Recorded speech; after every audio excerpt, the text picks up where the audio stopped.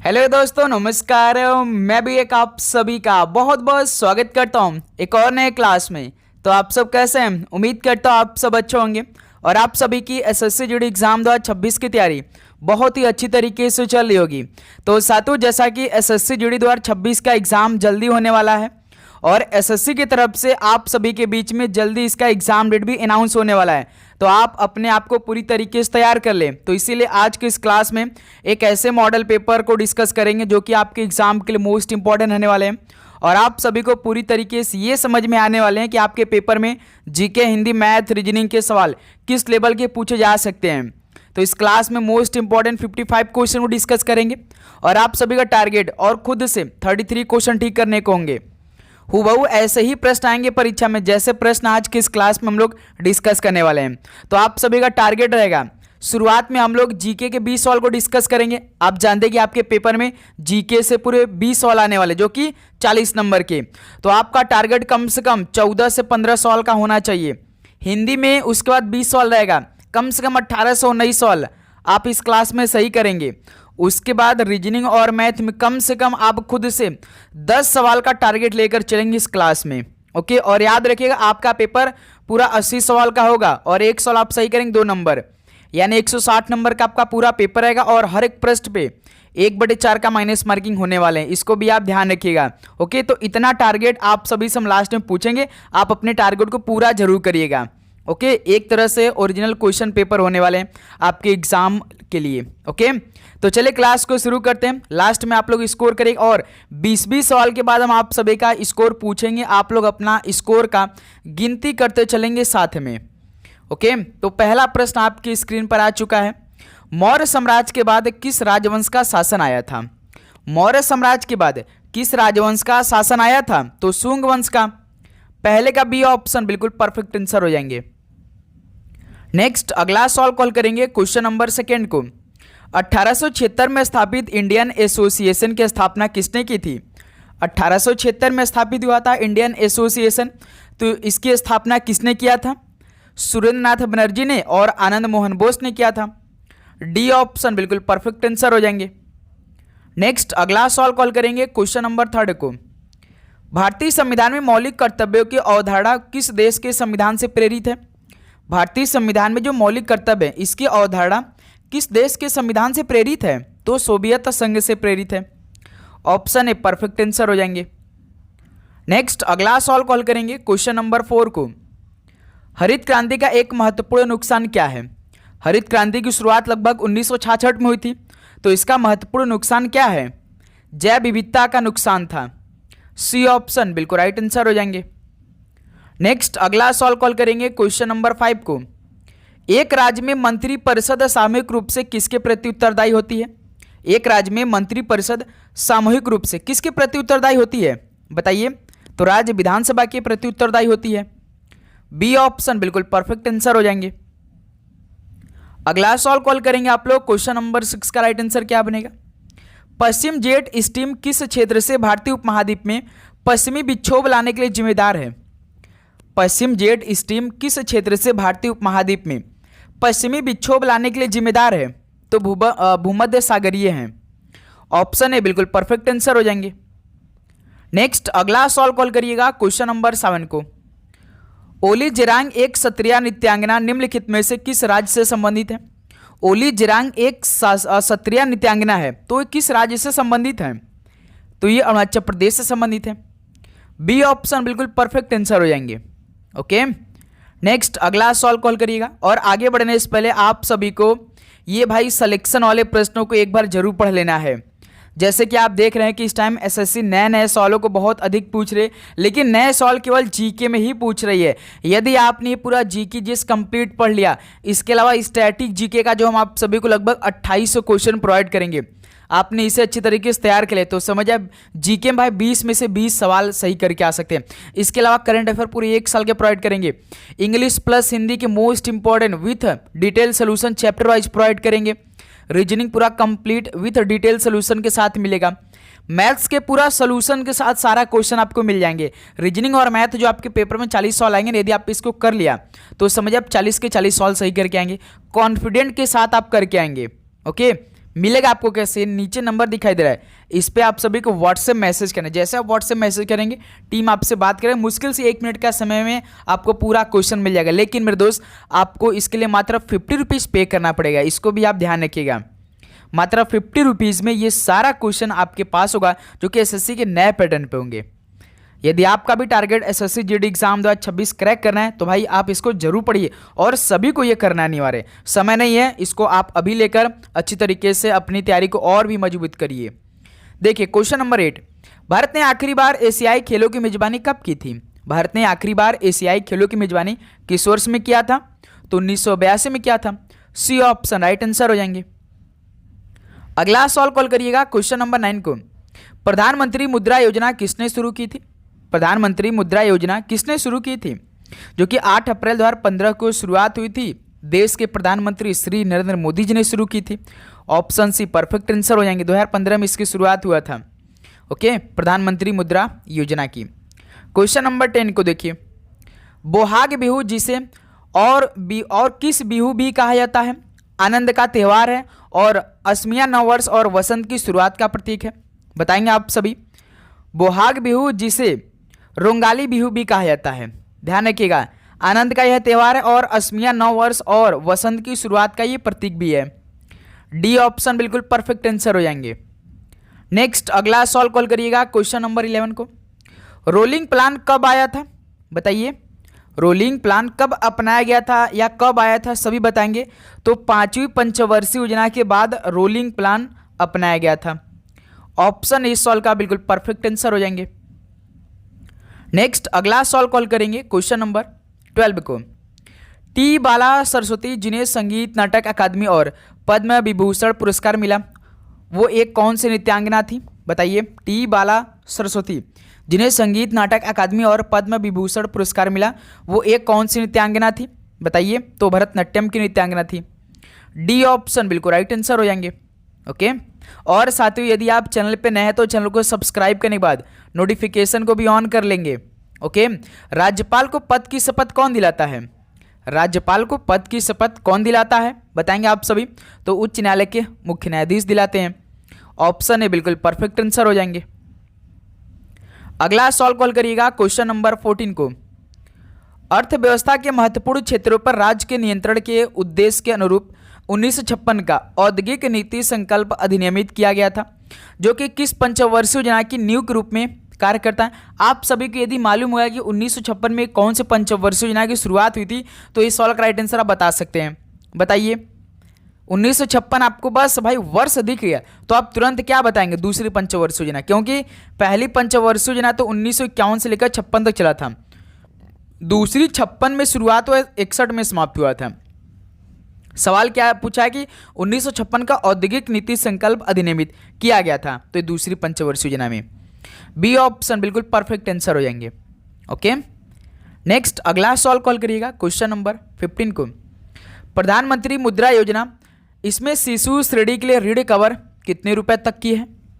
प्रधानमंत्री मुद्रा योजना में शिशु श्रेणी के लिए ऋण कवर कितने रुपए तक की है? तो पूरे 50,000 रुपये तक है। सी ऑप्शन बिल्कुल परफेक्ट आंसर हो जाएंगे। नेक्स्ट अगला सवाल कॉल करिएगा क्वेश्चन नंबर 16 को, स्विमिंग पूल में पानी को साफ करने के लिए किसका उपयोग किया जा सकता है? स्विमिंग पूल में आप नहाने तो कभी गए होंगे ना, तो बताइए कि उसको साफ करने के लिए किसका उपयोग किया जा सकता है? वॉशिंग सोडा का, ब्लीचिंग पाउडर, डेटॉल का या कास्टिक सोडा का? किसका उपयोग किया जा सकता है उसको सफाई करने के लिए? तो ब्लीचिंग पाउडर का। बी ऑप्शन बिल्कुल परफेक्ट आंसर हो जाएंगे। नेक्स्ट अगला सवाल कॉल करिएगा क्वेश्चन नंबर 17 को, भारत की जनगणना 2011 के अनुसार निम्नलिखित में से किस राज्य में सबसे अधिक लिंगानुपात है? भारत की जनगणना 2011 के अनुसार किस राज्य में सबसे अधिक लिंगानुपात है? तो तमिलनाडु राज्य में। ऑप्शन से बिल्कुल परफेक्ट आंसर हो जाएंगे। अगला सवाल कॉल करिएगा क्वेश्चन नंबर 18 को, भारत ने पहली बार एशियाई खेलों की मेजबानी कब की थी? भारत ने पहली बार एशियाई खेलों की मेजबानी कब की थी? तो सर जी 1951 में की थी। ऑप्शन है बिल्कुल राइट आंसर हो जाएंगे। नेक्स्ट अगला सवाल कॉल करिए क्वेश्चन नंबर 19 को, महाजनपद काल के दौरान राज्य द्वारा सामान्यतः फसल का कितना भाग कर के रूप में एकत्र किया जाता था? महाजनपद काल के दौरान राज्य द्वारा सामान्यतः फसल का कितना भाग कर के रूप में एकत्र किया जाता था? तो 1/6वां भाग एकत्र किया जाता था। डी ऑप्शन बिल्कुल परफेक्ट आंसर हो जाएंगे। नेक्स्ट अगला सवाल कॉल करिए क्वेश्चन नंबर 20 को। राजा उत्सव के दौरान नारित्व का जश्न मनाया जाता है। यह त्यौहार भारत के किस राज्य में अत्यधिक लोकप्रिय है? बताइए। राजा उत्सव के दौरान नारित्व का जश्न मनाया जाता है। यह त्यौहार भारत के किस राज्य में अत्यधिक लोकप्रिय है? तो ये उड़ीसा राज्य में अत्यधिक रूप से लोकप्रिय है। बी ऑप्शन परफेक्ट आंसर हो जाएंगे। तो साथियों ये 20 सवाल जीके का कंप्लीट हो गया। तो हम आप सभी को टारगेट 14 से 15 सवाल का दिया था। क्या आप सभी का टारगेट पूरा हुआ? बताइए, ईमानदारी के साथ आप सभी को बताना है। तो अब यहाँ से आप लोग अपना हिंदी का टारगेट पूरा लेकर चलेंगे अच्छी तरीके से। ओके, देखिए क्वेश्चन नंबर 21 क्या दे रखा है। मैं आपका दर्शन करने आया हूँ, इस वाक्य में कहाँ अशुद्धि है? बताइए। मैं आपका दर्शन करने आया हूँ, इसमें तो मेरे दोस्त वचन प्रयोग त्रुटि है, सीधा सीधा दिखाई दे रहा है। तो मैं आपका कि मैं आपके दर्शन करने आया हूं, तो यहां पे आपका जो है ना ये आपका त्रुटि है। आपका जगह के मेरे दोस्त क्या होना चाहिए? आपके होना चाहिए था। ठीक है, तो यही क्या है आपका अशुद्धि। तो डी ऑप्शन बिल्कुल परफेक्ट आंसर हो जाएंगे। नेक्स्ट अगला सवाल कॉल करिएगा क्वेश्चन नंबर 22 को। नदी का पर्याय निम्न में से क्या है? पर्याय का मतलब होता है पर्यायवाची शब्द। पर्यायवाची शब्द का मतलब होता है कि उसके समान वाला शब्द है, यानी समानार्थी शब्द बताना होता है। नदी का बताइए कौन सा है? तो तटिनी है। ऑप्शन है इस सवाल का बिल्कुल परफेक्ट आंसर हो जाएंगे। अगला सवाल कॉल करेंगे आप लोग क्वेश्चन नंबर 23 को। पानी वानी किस प्रकार की युग्म रूप के अंतर्गत आएंगे? पानी वानी किस प्रकार की युग्म रूप के अंतर्गत आएंगे? तो सार्थक निरर्थक के रूप में आएंगे। डी ऑप्शन बिल्कुल परफेक्ट आंसर हो जाएंगे। नेक्स्ट अगला सवाल कॉल करिए क्वेश्चन नंबर 24 को। छाती पर मूंग दलना मुहावरे का सही अर्थ इनमें से क्या होगा? छाती पर मूंग दलना, इस मुहावरे का सही अर्थ बताइए क्या बनेगा? परफेक्ट आंसर तो कष्ट पहुंचाना मेरे दोस्त। बी ऑप्शन बिल्कुल राइट आंसर हो जाएंगे। नेक्स्ट अगला सवाल कॉल करेंगे क्वेश्चन नंबर 25 को। इनमें से किस वाक्य में त्रुटि नहीं है? यानी 3 ऑप्शन में त्रुटि है, 1 ऑप्शन में त्रुटि नहीं है। यह फूल आम का है। यह फूल आम का है कि यह फूल आम है? मेरे दोस्त यह फूल आम का नहीं, क्या होना चाहिए? यह फूल आम है, ये परफेक्ट बनेगा। तो ऑप्शन है तो आपका होगा नहीं मेरे दोस्त, क्योंकि इसमें तो त्रुटि है। यह मेरा पुस्तक है। यहाँ पे दोस्त जैसे कि पुस्तक, ये जो पुस्तक है ये क्या होता है? एक स्त्रीलिंग शब्द होता है। हमेशा याद रखिए पुस्तक स्त्रीलिंग होता है। मेरा क्या है? पुरुषवाचक सर्वनाम है। तो यहाँ पे क्या होगा मेरे दोस्त? मेरा का जगह मेरी होना चाहिए। यह मेरी पुस्तक है, इसमें भी त्रुटि है। मेरा की जगह मेरी होना चाहिए था, क्योंकि मेरी और जो पुस्तक स्त्रीलिंग है, मेरा एक पुरुषवाचक सर्वनाम है, तो इसलिए गलत है। गया था मैं कानपुर, ये कौन सा सेंटेंस में? मैं कानपुर गया था कि गया था मैं कानपुर? तो इसमें भी त्रुटि है। मैंने यह कहानी पढ़ी है, तो इसमें कोई त्रुटि नहीं है। तो डी ऑप्शन परफेक्ट आंसर हो जाएंगे। क्लियर। अगला सवाल कॉल करिए क्वेश्चन नंबर 26 को। भारत को संधि प्रस्ताव आग्रह रहा, रेखांकित पद का विलोम कौन सा होगा? संधि का क्या बनेगा? तो संधि का विग्रह हो जाएगा। डी ऑप्शन बिल्कुल परफेक्ट आंसर हो जाएंगे। ओके, अगला सवाल कॉल करिए क्वेश्चन नंबर 27 को। तो साथियों हम सवाल को 2 बार पढ़ेंगे, 2 बार सवाल को पढ़ते टाइम आपका उत्तर आ जाना चाहिए।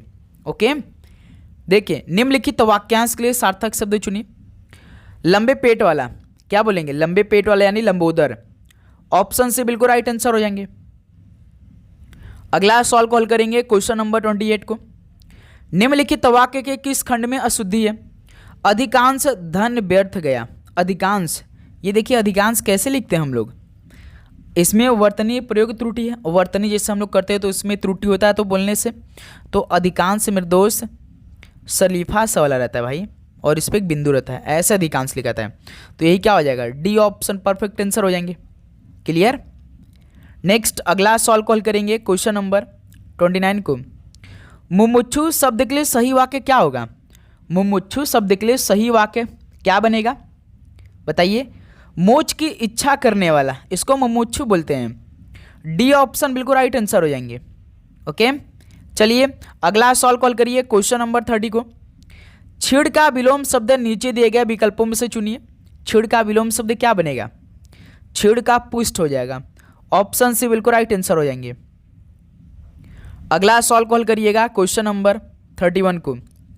निबंध लेखक पाठक का विषय से परिचय कराता है। दिए गए वाक्यांश के लिए सार्थक शब्द चुनिए। बताइए, निबंध लेखक पाठक का विषय से परिचय कराता है। दिए गए वाक्यांश के लिए सार्थक शब्द आपको फिल इन द ब्लैंक्स करना है, चुनना है। बताइए क्या होगा?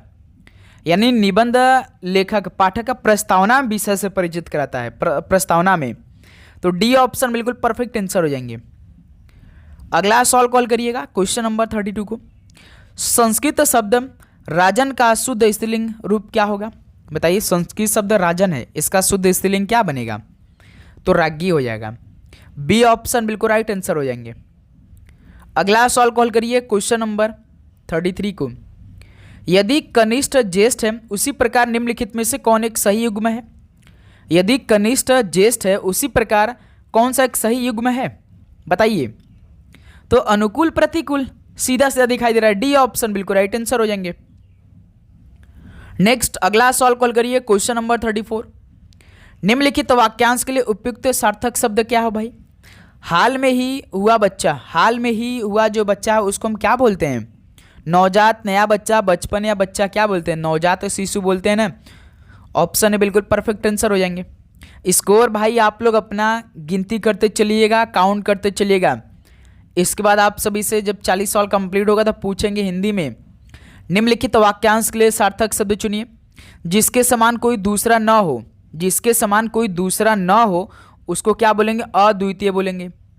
ऑप्शन बी इस सवाल का परफेक्ट आंसर हो जाएंगे। नेक्स्ट अगला सवाल कॉल करिए, क्वेश्चन नंबर 36 को। निम्नांकित मुहावरे के रिक्त स्थान के सर्वाधिक उपयुक्त शब्द कौन सा है? एक और एक क्या होना? एक और एक 11 होना। डी ऑप्शन परफेक्ट आंसर हो जाएंगे। ओके, अगला सवाल कॉल करिएगा, क्वेश्चन नंबर 37 को। दिए गए शब्द का उचित विलोम शब्द चुनिए। उत्थान का विलोम शब्द क्या होगा? उत्थान का तो सर जी पतन होता है, कई बार हमने तो सवाल पढ़ा है। डी ऑप्शन परफेक्ट आंसर हो जाएंगे। दोस्त हमने जितना भी हम सवाल लेकर आ रहे हैं आपके पेपर में सीधे सीधे पूछे गए सवाल हैं, ऐसा मत सोचिएगा कि हम अलग से सवाल करवा रहे हैं मेरे दोस्त। उद्धव शब्द का विलोम पहचानिए। बताइए, इसी से रिलेटेड आपके पेपर में सवाल आने वाले हैं। बताइए, उद्धव शब्द का विलोम क्या हो जाएगा? तो सर जी उद्धव का तो पराभव होगा, पराभव होगा। बी ऑप्शन बिल्कुल राइट आंसर हो जाएंगे। नेक्स्ट अगला सवाल कॉल करिए, क्वेश्चन नंबर 39 को। निम्न में दीर्घ स्वर कौन सा है? बताइए, दीर्घ स्वर इनमें से कौन सा है? तो जो आ है एक दीर्घ स्वर है। ऑप्शन ए सवाल का बिल्कुल राइट आंसर हो जाएंगे। नेक्स्ट अगला सवाल कॉल करिए, क्वेश्चन नंबर 40 को। निम्न में अंतस्थ व्यंजन कौन सा है? तो साथियों अंतस्थ व्यंजन इनमें से कौन सा है? य, र, ल, व कौन सा होते हैं? अंतस्थ व्यंजन होते हैं। डी ऑप्शन परफेक्ट आंसर हो जाएंगे।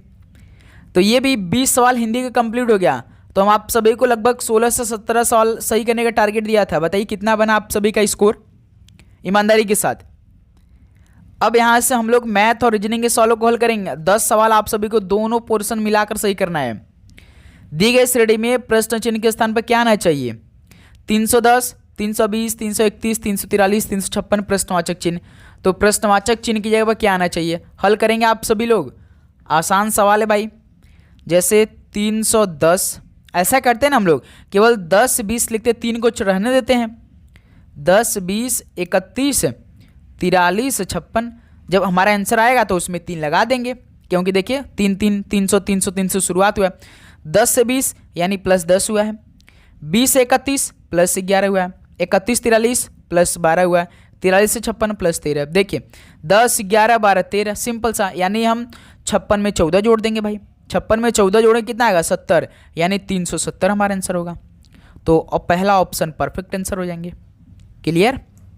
किसी प्रकार का डाउट? हमेशा यार जब बड़ा नंबर हो तो क्यों लास्ट देखिएगा, ऑप्शन भी जो आपका अंक नंबर ऑप्शन है सभी समान है, पहला वाला अंक, तो आप क्या करेंगे 2 अंक उठाइए, जल्दी हो जाएगा, उससे डाउट भी नहीं होगा किसी प्रकार का। ठीक है, नेक्स्ट अगला सवाल कॉल करिएगा, क्वेश्चन नंबर 42 को। आपके पेपर में कम से कम ये तरह का सवाल ना 4 नंबर का सवाल देकर जाएगा, सेम टू सेम यही। जैसे निम्नलिखित समीकरण में यदि गुणा और भाग को आपस में बदल दिया जाए तथा माइनस और प्लस को आपस में बदल दिया जाए तो 72 + 5 - 42 × 7 / 1 बराबर व्हाट क्या होगा? बताइए। पहले आप सभी को समीकरण को ना प्रश्न के अकॉर्डिंग बनाना पड़ेगा। गुणा और भाग को आपस में बदलना पड़ेगा और माइनस प्लस को आपस में बदलना पड़ेगा, उसके बाद हल करना होगा। चलिए कर लेते हैं भाई। 72 प्लस है तो प्लस को माइनस में बदलना है, 5 माइनस है तो प्लस में 42, गुणा है तो भाग में, 7 भाग है तो गुणा में। ये समीकरण हमारा तैयार हो चुका। इसमें बॉडमस के नियम अप्लाई कर देंगे। 72 माइनस 5 प्लस 7 का भाग 42 में देंगे तो 7 छंग 42, और ये आपका मल्टीप्लाई 1, तो फिर इसको देखिए 72 माइनस 5 प्लस 6 गुणा 1 6 आएगा। अभी देखिए ये प्लस 6 है, ये प्लस 72 है, तो कितना हो जाएगा प्लस 78 माइनस 5 कितना होगा प्लस 73 होगा। हमारा आंसर बी होगा, जो कि परफेक्ट आंसर हो जाएंगे। किसी प्रकार का डाउट? बिल्कुल नहीं। नेक्स्ट अगला सॉल्व को हल किया जाए। क्वेश्चन नंबर 43 को दी गई श्रेणी में प्रश्न चिन्ह के स्थान पर क्या आना चाहिए। आपके पेपर में नंबरों को श्रृंखला से 2 सवाल पूछे जाएंगे, इसलिए हम डेली क्लास में 2 नंबरों का श्रृंखला सवाल करा रहे हैं इस टाइम। 719, 729, 739 प्रश्नवाचक चिन्ह, 759, 769। देखिए इसमें भी हम लास्ट के 2 अंक उठाएंगे, 19, 29, 39। देखिए 19 से 29 प्लस 10 हुआ, 29 39 प्लस 10 हुआ, तो उसी प्रकार हम 39 में 10 जोड़ देंगे 49। 49 में यदि हम 10 को जोड़ते हैं तो हमारा आता 59। देखिए प्रश्न में 59 दिया, 59 में 10 जोड़ देंगे तो 69, यानी 749 आएगा। 7 और 7 देखिए दिया है, तो डी ऑप्शन परफेक्ट आंसर हो जाएंगे। क्लियर? किसी प्रकार का डाउट? बिल्कुल नहीं। चलिए नेक्स्ट अगला सॉल्व कॉल करिए। क्वेश्चन नंबर 44 को एक निश्चित कूट भाषा में ds bq ca को 4 के रूप में कूटबद्ध किया जाता है और sj tb को 2 के रूप में कूटबद्ध किया जाता है। दी की भाषा में इतने का कूट क्या बनेगा? दोस्त मेरे आप सभी से बहुत लंबा चौड़ा पूछ दिया, जैसे कि ds bq ca बराबर 4। यदि हम हर एक अक्षर का कोड करेंगे तो केवल डी का 4 आ जाएगा, लेकिन हमें तो आंसर केवल 4 ही लाना है। हमेशा याद रखिए जब इस तरह का सवाल है तो आप सीधे सीधे अक्षर को काउंट करिए। 1 2 3 4 5 6 अक्षर है, तो 6 में से यदि हम 2 को माइनस करते तो हमारा 4 आंसर आ जाएगा कि नहीं। यानी अक्षरों की कुल संख्या माइनस 2 बराबर संख्या। अक्षरों की कुल संख्या, इसमें 6 अक्षर हैं, 6 में से 2 घटाएंगे तो 4 आ जाएगा। यानी जितने भी अक्षर उसको जोड़कर उसमें से माइनस 2 कर रहा है। अब दूसरा जो पूछा उसको भी देख लेते हैं। जैसे देखिए sj tb इसका कोड 2, तो इसमें देखिए 4 अक्षर, 1 2 3 4, 4 में से हम 2 को माइनस करेंगे 2, यानी सभी अक्षर को जोड़कर काउंट करके उसमें से सीधे सीधे माइनस 2 कर रहा है। अब देखिए पूछा किसका है, xt plike यही पूछा है। 1 2 3 4 5 6 7 8, 8 अक्षर हैं, तो 8 में से हम 2 माइनस करेंगे 6 हमारा आंसर आएगा, जो कि डी ऑप्शन बिल्कुल परफेक्ट आंसर हो जाएंगे। क्लियर मेरे दोस्त? चलिए यदि आपको किसी भी प्रश्न पे डाउट हो तो भाई जरूर पूछेगा, डाउट अगर आप नहीं चलेंगे एक भी प्रश्न पे।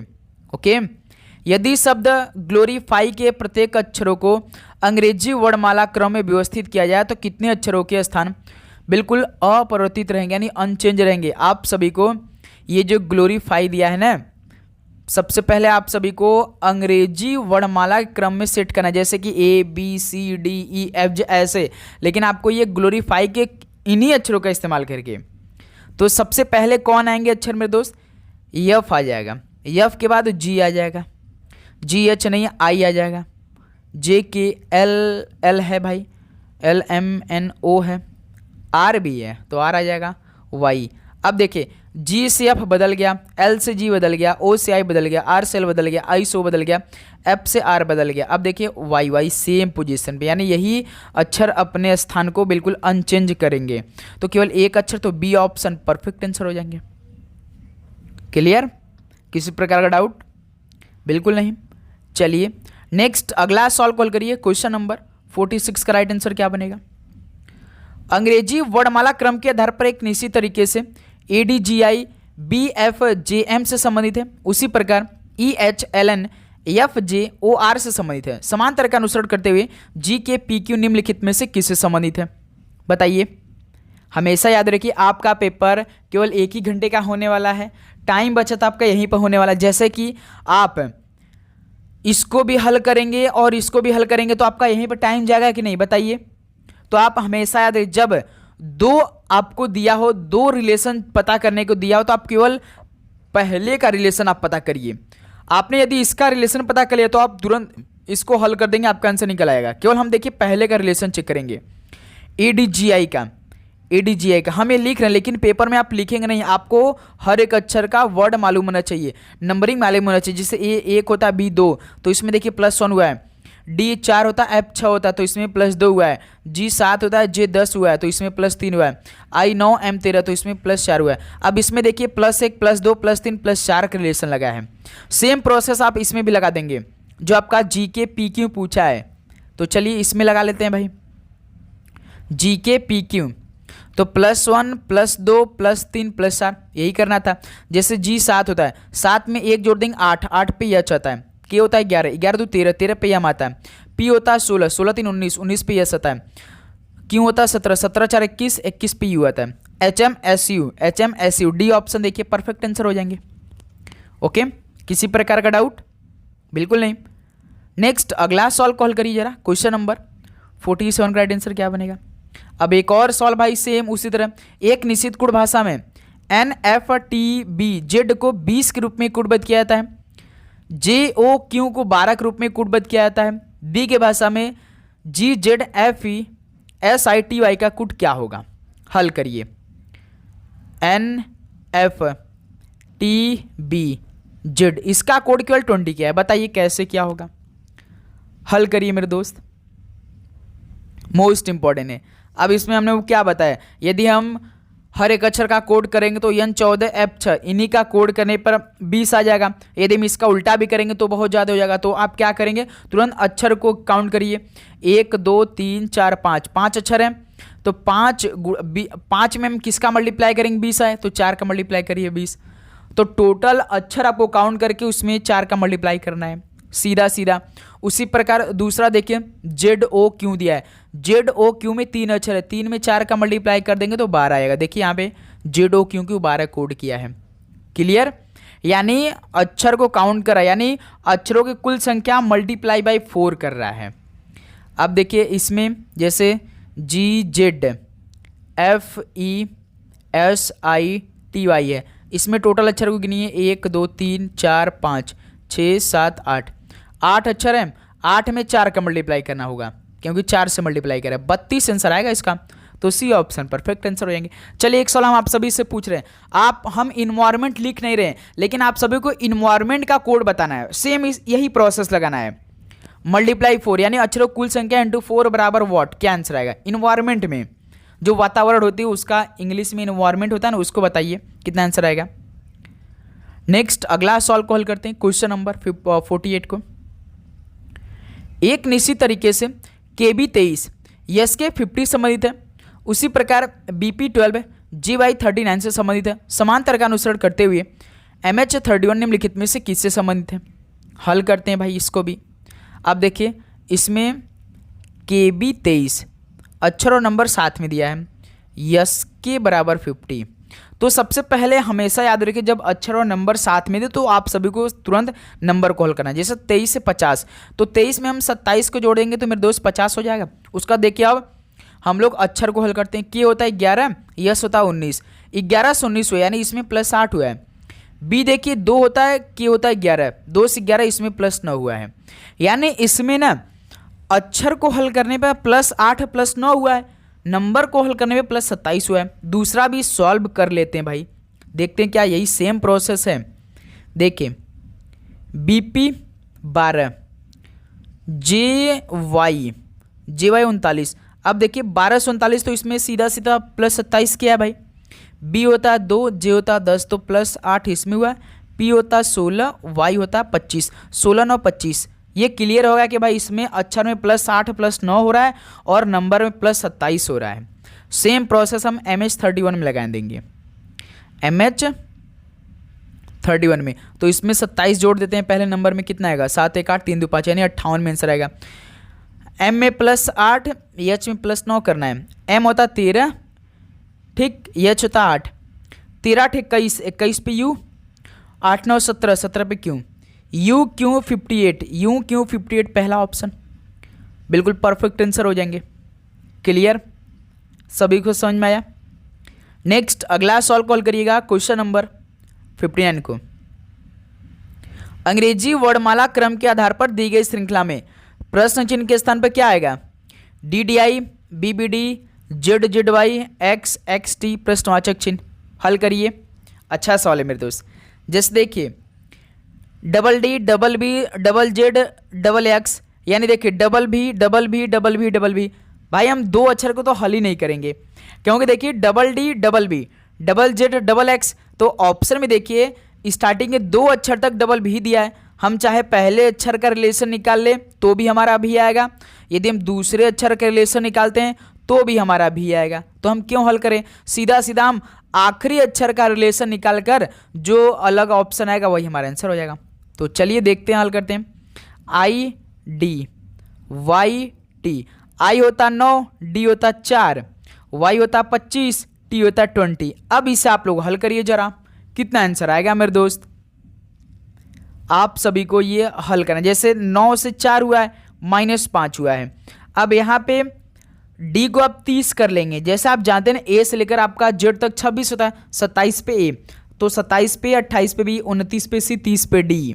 ठीक है, तो 30 से 25 -5 हुआ है, 25 से 20 -5 हुआ है। तो इसका मतलब किस में -5 कर देंगे? 20 में से 5 माइनस करेंगे तो 15।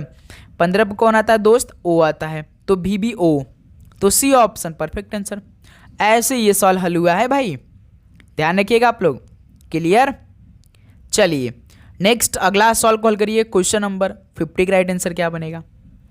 इस सवाल का राइट आंसर आप निकाल के बताइए। तो EFGHJK और L एक वृत्ताकार मेज के चारों केंद्र के सम्मुख बैठे हैं। जैसे एक वृत्ताकार मेज, जैसे 7 लोग हैं, 1 2 3 4 5 6 7, 1 2 3 4 5 6 7 सभी वृत्त के केंद्र की तरफ देख रहे हैं। इसका मतलब कि एग्जाम्पल हम आपको बता दें, जैसे कि आप P हैं तो आप इस केंद्र के वृत्त के केंद्र की तरफ देख रहे हैं, तो आपका राइट साइड इधर होगा, आपका लेफ्ट साइड इधर होगा, यानी दायां साइड इधर होगा, बायां साइड इधर होगा। ये तो आप सभी को छोटी छोटी बात मालूम होगा अच्छी तरीके से। अब हम एक एक लाइन को पढ़ेंगे, एक एक लाइन को सवाल को हल करते चलेंगे आगे। ठीक है, देखिए पहले लाइन को पढ़ते हैं हम लोग भाई। के दाईं ओर से गिनने पर, के राइट साइड से गिनने पर के और जे के बीच केवल 2 लोग बैठे हैं। ठीक, तो के को यहाँ बैठा लेते हैं, के राइट साइड से गिनने पर के और जे के बीच में, यानी जे को यहाँ बैठा लेते हैं, तभी तो 2 लोग आएंगे, 1 लोग यहाँ पे, 2 लोग यहाँ पे। क्लियर? के और जे के बीच 2 लोग, वो भी के दाईं ओर से गिनने पर। पहला लाइन क्लियर हो गया। एफ के दाईं ओर से गिनने पर एच और एफ के बीच केवल 3 लोग बैठे हैं। एफ के दाईं ओर से गिनने पर एच और एफ के बीच केवल 3 लोग बैठे हैं। तो ऐसा काम करते हैं कि एफ के दाईं ओर से, तो भाई एफ को यदि हम यहाँ रखते हैं तो एफ के दाईं ओर से गिनने पर एच और एफ के बीच 3 लोग, तो एच को हम यहाँ बैठा देंगे। तो एफ के राइट साइड देखिए 3 लोग आ रहे हैं, 1 2 3, तीसरे पे जे ऑलरेडी बैठा है। ठीक, एफ का राइट साइड भी देख सकते हैं, एफ का राइट साइड देखना है तो देखिए एफ का राइट साइड में जे है, एक पंक्ति खाली ये वाला, ये भी खाली है, तो 3 लोग आ गए। ठीक, ये भी लाइन पूरा हो गया। फिर उसका देखिए जे जो है ना वो एफ के ठीक दाईं ओर बैठा है, एफ के ठीक दाईं ओर जे, देखिए भाई सवाल भी पूरा हो गया। देखिए एफ के जस्ट राइट साइड में एफ बैठा है भाई, एफ के ठीक दाईं ओर में जे बैठा है, देखिए ये बैठा भाई, पूरा हो गया। ठीक, फिर उसका देखिए जी जो है ना वो एल के ठीक दाईं ओर बैठा है, एल के ठीक दाईं ओर जी बैठा है। तो ऐसा काम करते हैं, एल के ठीक राइट साइड में जी बैठाते हैं, यल को हम यहाँ बैठाएंगे, यल ये वृत्त के केंद्र की तरफ देख रहा है तो इसका राइट साइड इधर होगा जी। ठीक, ये भी पूरा हो गया। अब लास्ट लाइन देखिए सवाल, अभी एक पंक्ति खाली है तो कौन नहीं बैठा है भाई? एफ नहीं बैठा है क्या? एफ ई नहीं बैठा है तो ई को यहाँ बैठा देते हैं, पूरा हो गया। ई के दाईं ओर से चौथा स्थान पे कौन है? देखिए यही पूछा, ई के दाईं ओर से, यानी ई के दाईं ओर से चौथा स्थान पे, पहले पे एफ बैठा है, दूसरे के पे जे बैठा है, तीसरे के पे यल बैठा है, चौथा पे जी। तो ई के दाईं ओर से चौथे स्थान पे कौन बैठा है? जी बैठा है, यानी पहला ऑप्शन परफेक्ट आंसर हो जाएंगे। क्लियर मेरे दोस्त? तो इसमें थोड़ा सा आप सभी को माथा पच्ची करने की आवश्यकता है, लेकिन प्रैक्टिस करेंगे ना तो आप आराम से मुश्किल से 5 सेकंड में इस सॉल्व को आप हल कर सकते हैं। ओके, नेक्स्ट अगला सॉल्व को हल करेंगे, क्वेश्चन नंबर 51 को। देखिए, दो संख्याओं के एलसीएम और एचसीएफ क्रमशः 198 और 9 है। यदि उनमें से एक संख्या 99 है तो दूसरी संख्या ज्ञात कीजिए। आप सभी को एलसीएम और एचसीएफ का फॉर्मूला मालूम है कि नहीं? एलसीएम इंटू एचसीएफ बराबर पहली संख्या इंटू दूसरी संख्या, ये तो फॉर्मूला है। एलसीएम 198 दिया है, एलसीएम 198 दिया है, एचसीएफ 9 दिया है, पहली संख्या 99 दे रखा है, दूसरी संख्या पूछ दिया है।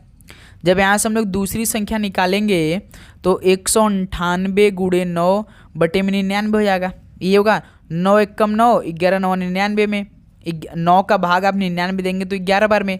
अब 11 एकम 11, 11 का भाग 198 देंगे तो कितना होगा? 11 एकम 11, 19 में से 11 8, 88, 11 88 यानी 18 होगा। तो दूसरी संख्या कितनी होगी? 18 हो जाएगी। डी ऑप्शन परफेक्ट आंसर हो जाएंगे। क्लियर मेरे दोस्त? किसी प्रकार का डाउट? चलिए अगला सॉल्व कॉल करिए। Question number 52। 2025 का ना हर शिफ्ट का 2-2 सवाल, सेम टू सेम यही 2025 का पूरा पेपर उठा कर देख लीजिए, हर शिफ्ट में 2 सवाल यही पूछ रहा है। यदि x का 4% 36 है तो x का मान किसके बराबर होगा? x का 4% प्रतिशत को हटाते हैं तो हम क्या करते हैं? 100 से भाग कर देते हैं 36। इक्वल में तो 4 एकम 4, 4 9 36। यक्स की वैल्यू है तो 9 का गुणा 100 में कर देंगे तो 900 आएगा। तो यक्स का मान किसके बराबर हो जाएगा? 900 के बराबर होगा, जो कि सी ऑप्शन परफेक्ट आंसर हो जाएंगे। क्लियर मेरे दोस्त? बिल्कुल। चलिए अगला सॉल्व कॉल करिए। क्वेश्चन नंबर 53 को 18 और 30 का तृतीय अनुपाती ज्ञात कीजिए। पहली संख्या आपको 18 दे रखी है, दूसरी संख्या आप सभी को 30 दे रखी है, तीसरी संख्या पूछी है। तो आप क्या करते हैं भाई? फॉर्मूला क्या होता है तीसरी संख्या निकालने के, यानी सी निकालने के लिए? फॉर्मूला बी स्क्वायर अपन में ए। क्यों भाई? बी स्क्वायर अपन ए, बी स्क्वायर यानी दूसरी संख्या 30 का स्क्वायर, 30 स्क्वायर अपन ए आपका 18 यानी पहली संख्या 18, 30 का स्क्वायर सर जी 900 है ना, 30 स्क्वायर अपन में 18, यही हो रहा है ना। देखिए 30 का स्क्वायर भाई, जब तृतीय अनुपाती निकालते पहली संख्या और दूसरी संख्या दे रही थी तो फॉर्मूला क्या होता है? सी बराबर बी स्क्वायर पे अपन ए, बी स्क्वायर यानी 30, 30 का स्क्वायर, ए आपका 18 है, 30 का स्क्वायर कितना होता है? 900 बटे में 18, 18 पच्चे 90, 18 पच्चे 90, 0 बढ़ जाएगा यानी 50 आएगा। तृतीय अनुपाती कितना होगा मेरे दोस्त? 50 आएगा, जो कि बी ऑप्शन परफेक्ट आंसर हो जाएंगे। क्लियर? किसी प्रकार का डाउट? बिल्कुल नहीं। चलिए अगला सॉल्व कॉल करिए। क्वेश्चन नंबर 54 को यदि एक सम चतुर्भुज के विकर्ण 15 सेंटीमीटर और 24 सेंटीमीटर तो उसका क्षेत्रफल ज्ञात क्या होगा? फॉर्मूला क्या होता है? Half d1 into d2, D का मतलब होता है डायगोनल, आप जानते हैं ना। तो सम चतुर्भुज का क्षेत्रफल के निकालने यदि विकर्ण दिया तो half into d1 into d2 होता है। हाफ d1 कितना दिया है मेरे दोस्त? 15 सेंटीमीटर, d2 कितना दिया है? 24, 2 एकम 2, 12 दूना 24, 15 गुणे 12 कितना हो जाएगा? 15 हम 150, 15 दूना 30, 180 सेंटीमीटर स्क्वायर आएगा भाई। क्लियर?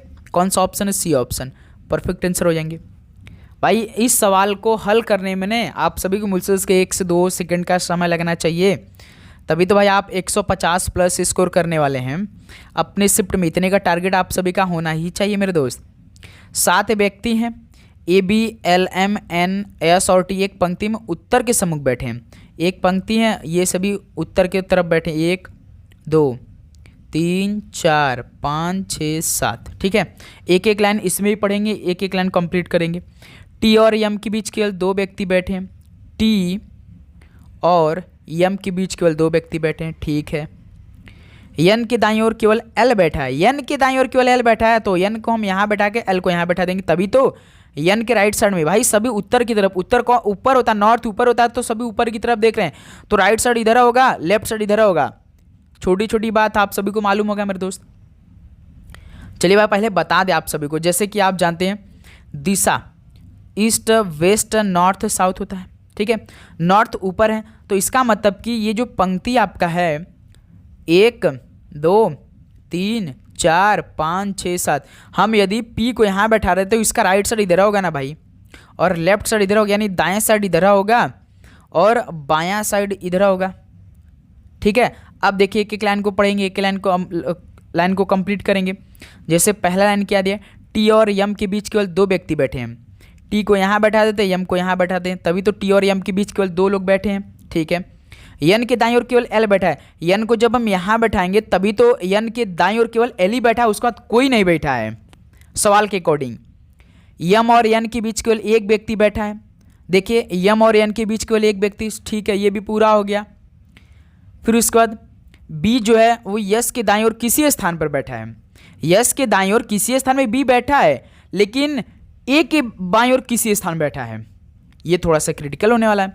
यस के दाईं ओर बी बैठा है किसी स्थान पर, लेकिन ए के बाईं ओर, तो ए को यहाँ बैठा देते हैं। पूरा कंप्लीट हो गया। सवाल क्या पूछा, ए और यस के बीच कितने व्यक्ति बैठे हैं। ए यहाँ है, यस यहाँ है, इनके बीच में केवल 2 लोग बैठे, एक बी बैठा है, एक एम बैठा है, 2 हो जाएगा। तो इस सवाल का तो 2 लोग बैठे भाई। 3 1 4 दिया है, हो सकता है कि आपका नीचे ऑप्शन दिया है। देखिए डी ऑप्शन हो जाएंगे परफेक्ट आंसर। क्लियर मेरे दोस्त, सभी को समझ में आया। बताएंगे आप सभी लोग किसी प्रकार का डाउट इस सॉल्व को हल करने में? बिल्कुल नहीं। यदि आपको किसी भी प्रश्न पे डाउट हो तो मेरे दोस्त कमेंट सेक्शन में जरूर बताइएगा। ये पूरे 55 सॉल्व कंप्लीट हो गए। बताएंगे आप सभी किसी प्रकार का आपको किसी भी प्रश्न पे डाउट? बिल्कुल नहीं। लगातार साथ ही एसएससी जीडी एग्जाम को टारगेट करते हुए अपनी क्लासेस स्टार्ट रहेगी, एक भी दिन गैप नहीं होगी। डेली क्लास करनी, अच्छे तरीके से हर एक क्वेश्चन को तैयार करना है। ओके, तो चलिए इस क्लास को यहीं पर समाप्त करते हैं। मिलते हैं एक और नए क्लास के साथ। आप सभी को जय हिंद, जय भारत। पढ़ाई करते रहिए। All the very best. धन्यवाद।